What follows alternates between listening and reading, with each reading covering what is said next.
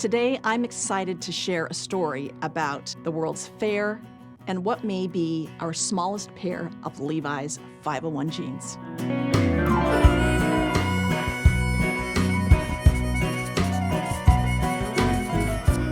Welcome to the Levi's Archives. I'm Tracey Panek, historian at Levi Strauss & Company and director of our archives. To link Oakland with San Francisco required $77 million and 12 miles of bridge. In November 1936, the city that knows how did it. Just 6 months later, San Francisco unveiled an even greater feat of engineering, the bridge that couldn't be built, the bridge that spans the Golden Gate. The 1939 World's Fair in San Francisco was a celebration of the two major bridges that had been finished in the Bay. A special island was actually built to host the World's Fair. It's called Treasure Island. It's still there today. 1930s, Levi Strauss & Company has chosen the cowboy as its marketing symbol. When the World's Fair comes around, they want to do something related to the cowboy, and it created a rodeo, but not your average rodeo, the world's only electric rodeo. It came to be known as the Levi's Puppet Rodeo because it featured hand-carved wooden puppets wearing miniature Levi's 501 jeans. If you were attending the World's Fair, you would come into the Levi Strauss & Company exhibit, and the show would be introduced by a live person. Then the actual mechanical part of the show was 15 minutes long. You might see puppets on the Bronco. You might hear one of the puppets singing, synchronized to actual music. Each of the puppets represented a particular rodeo star, like Earl Thode. He was an award-winning cowboy at rodeos. After the San Francisco World's Fair, the Levi's Puppet Rodeo goes on the road.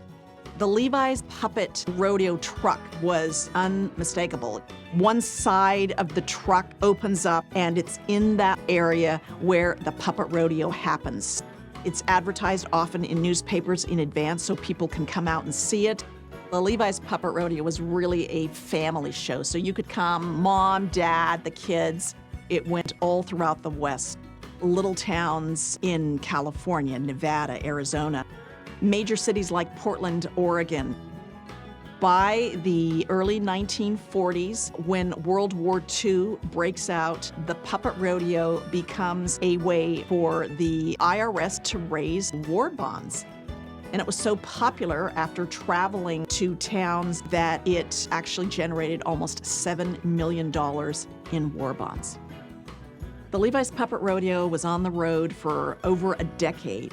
In 1952, it went east of the Mississippi River for the first time. It ventured to Chicago, Evanston, Illinois, and even schools in Gary, Indiana.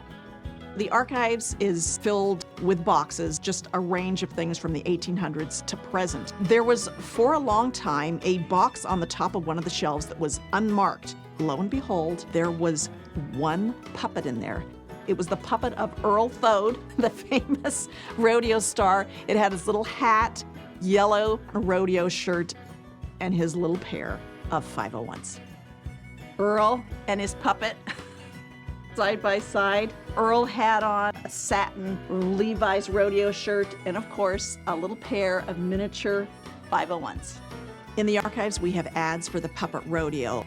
One in particular is for a little store called the Colville Co-op in Utah. There's a picture of a sewing machine operator holding up a little pair of miniature 501s with the note below, exact in every way in miniature.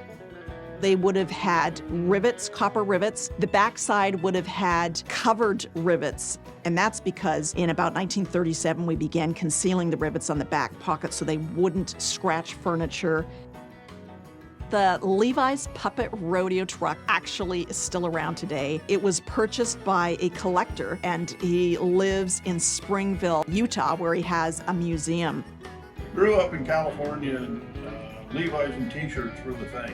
My initial reaction was like, what the was this? It was really cool. I mean, it just really caught my attention. We put it on a trailer, and then we hauled it down here with an old farm truck. I don't know, it's got character, it's got history, and it's a rolling story, and that's what's cool to me. Their hopes to restore it and bring it out to the public might mean that the Levi's Puppet Rodeo has a second life where people can enjoy it just like they did back in the 40s. Thanks for joining me again here in the Levi's Archives.